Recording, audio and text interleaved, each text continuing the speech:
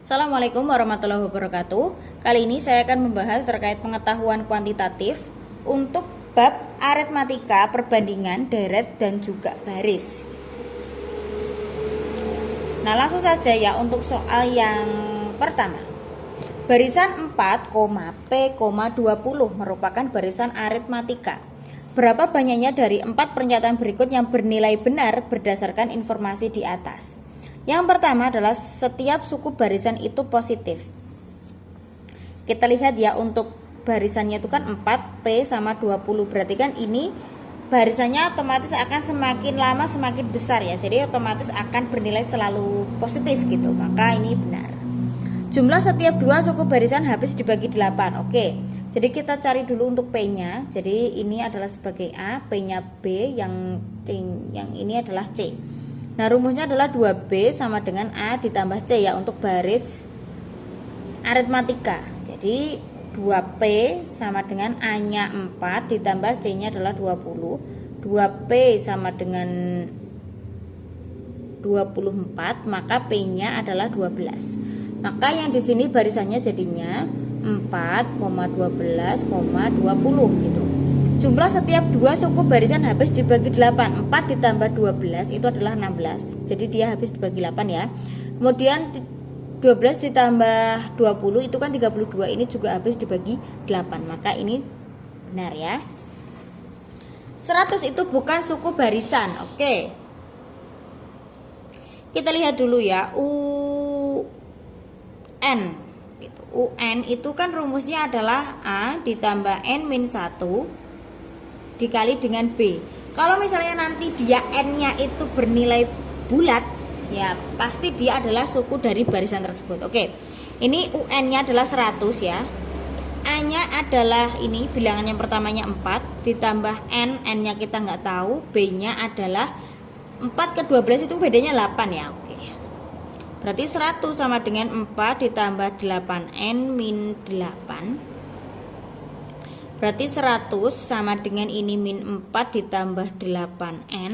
Berarti 8N sama dengan 104. Maka N-nya adalah 13. Ini adalah bilangan bulat. Artinya 100 ini adalah suku barisan. Maka ini salah ya. Katanya dia bukan suku barisan. Terus terdapat dua suku barisan dengan selisih 20. Apakah ini selisihnya 20? Ini selisihnya tadi 8 ya. Kalau misalnya ya 8 bukan 20 gitu. Maka yang pernyataan nomor 4 ini juga salah. Nah, berapakah banyaknya pernyataan yang benar? Itu kan berarti ada 1 sama 2. Berarti jawabannya adalah yang C. Oke, lanjut. Min 20, min 17, min 14 dan seterusnya merupakan barisan aritmatika. Berapa banyak dari 4 pernyataan berikut yang bernilai benar?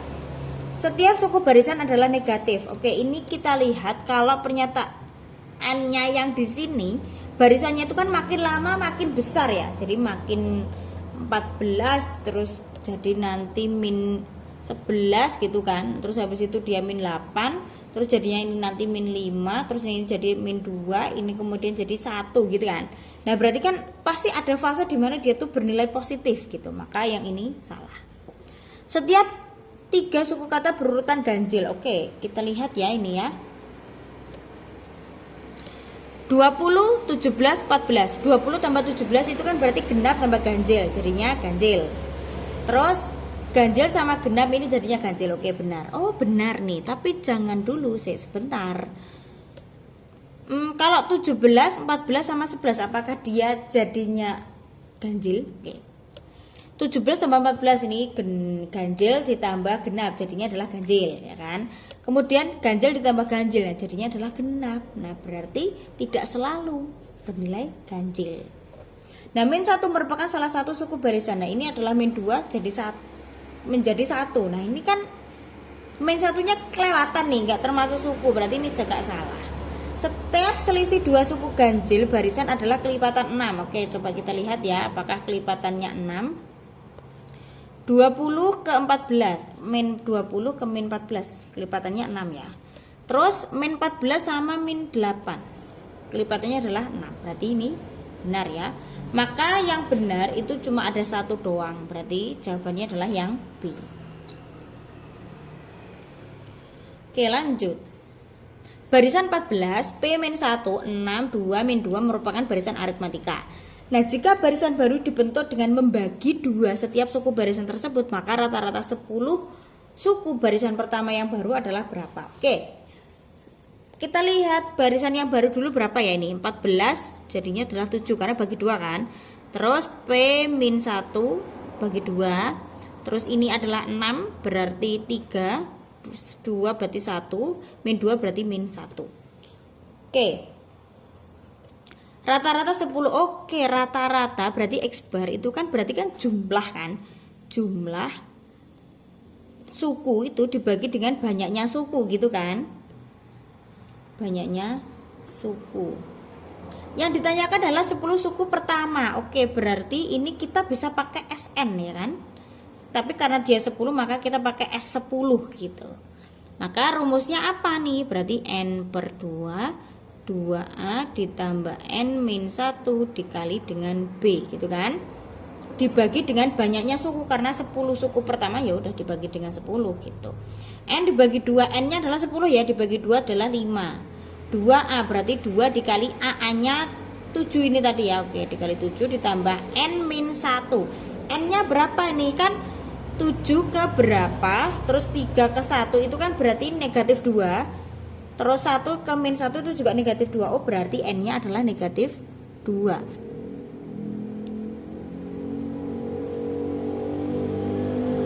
Lah bukan, N nya 10 ya, N nya 10. Maksudnya adalah yang min 2 itu bedanya ya, sorry maaf, per 10. Berarti ini 5, ini tak coret boleh lah ya, ini ya tak coret aja lah. Oke, berarti tinggal ini 5 nya hilang.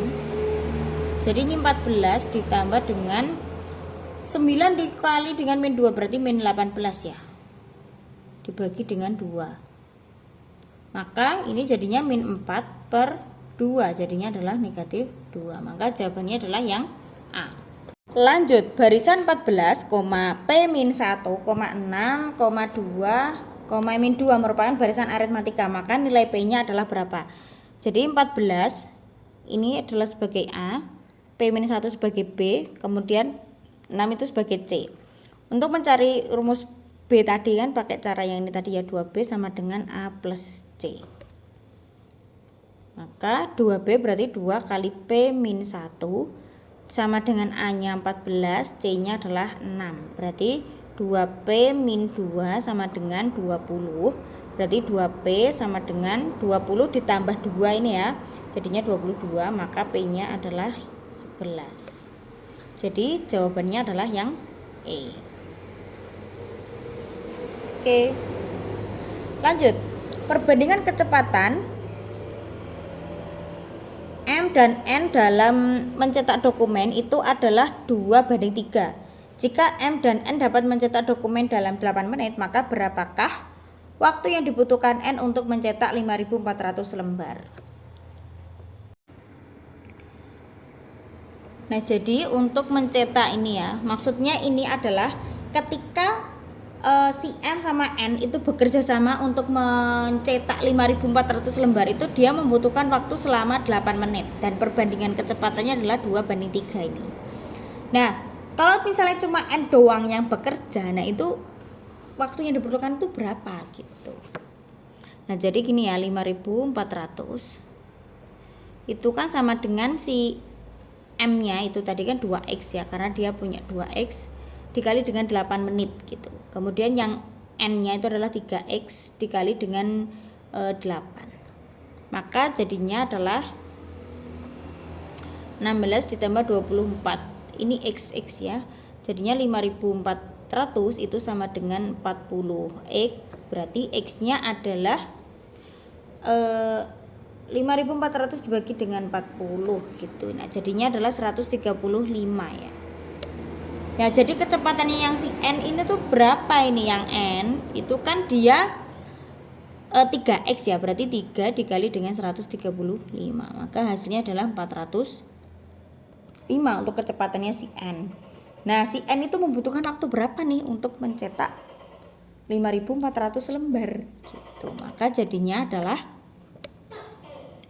si N-nya itu membutuhkan waktu 5400 dibagi dengan 405 gitu kan. Tapi kan dia masih dalam per menit ya ini tadi ya. Nah, tapi yang ditanyakan adalah detik, maka dikali dengan 60 gitu. Maka ini 40/3 dikali dengan 60 dicoret. 40 dikali ini 20 ya maksudnya. 40 dikali 20 jadinya adalah 800. Maka jawabannya adalah yang C. Lanjut.